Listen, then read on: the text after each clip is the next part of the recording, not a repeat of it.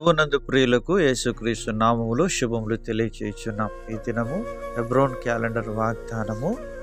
సమస్త జనముల కన్నుల ఎదుట యెహోవా తన పరిశుద్ధ బాహువును బయలుపరిచి ఉన్నాడు. యెషయా గ్రంథము 52వ అధ్యాయము 10వ వచనములో దేవుడు ఈ మాటలు తెలియచేస్తూ ఉంటున్నాడు.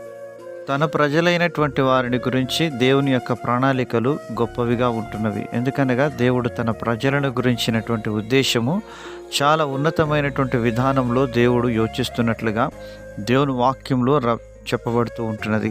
ద్వితీయోపదేశ కాండము 9వ అధ్యాయం 29వ వచనంలో అంటున్నాడు, నీవు నీ అధిక బలము చేతను నీవు చాపిన నీ బాహువు చేతను రప్పించిన నీ స్వాస్థ్యమును నీ ప్రజలను వీరే అని మరి మోషే ద్వారా దేవుడు ఈ మాటలు సెలవిస్తున్నాడు. ప్రియమైనటువంటి దైవజనమా, దేవునికి నువ్వు స్వాస్థ్యముగాను ప్రజగాను చేయబడుతూ వచ్చినావు.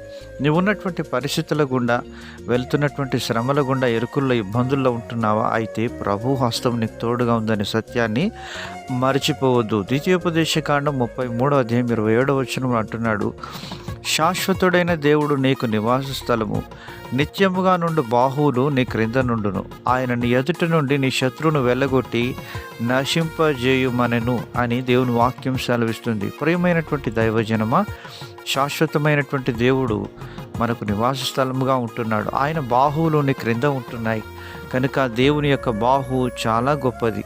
ఎందుకంటే రక్షింపనేరక ఉండునట్లు యెహోవా హస్తము కొరచ కాలేదు అని యెషయా గ్రంథం 59వ అధ్యాయంలో మరి గ్రంథకర్త తెలియజేస్తూ ఉన్నాడు. ప్రియమైనటువంటి దేవుని ప్రజలారా, దేవుని హస్తాన్ని మనము ఆ యొక్క సహాయాన్ని మనం పొందుకోవాలి అంటే మనము ఆయన వైపు దినమెల్లా మన చేతులను చాచేవారంగా ఉండాలని దేవుని వాక్యం సెలవిస్తుంది. పురుషులు కోపము లేని వారై పవిత్రమైన చేతులెత్తి ఆయన వైపు ప్రార్థన చేయాలని తిమోతికి రాస్తూ దైవజనుడు పౌలు గారు సెలవిస్తుంటున్నారు. ప్రియమైనటువంటి దేవుని ప్రజలారా, దేవుడు తన ప్రజల పట్ల ఆయన యొక్క బాహువును ఎల్లప్పుడూ చాపి సహాయాన్ని అందించేవాడుగా ఉంటున్నాడు.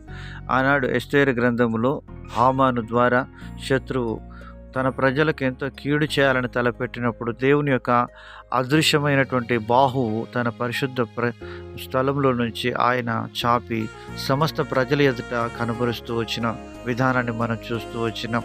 దేవుడు యోసేపును గుంటలో పడిపోయినప్పుడు తన యొక్క పరిశుద్ధ బాహువును చాపి సహాయం చేసి ఐగుప్తు యొక్క సింహాసనం మీద నిలబెడుతూ వచ్చినాడు. ఈ విధముగా జీవితంలో విశ్వాస మార్గంలో ఎదురయ్యే ప్రతి సమస్య నుంచి దేవుడు తన పరిశుద్ధ బాహువును చాపి సమస్త ప్రజల ఎదుట నిన్ను విడిపించడానికి శక్తిమంతుడిగా ఉన్నాడు. అలాగన ప్రభు మన జీవితంలో సహాయం చేయునుగాక.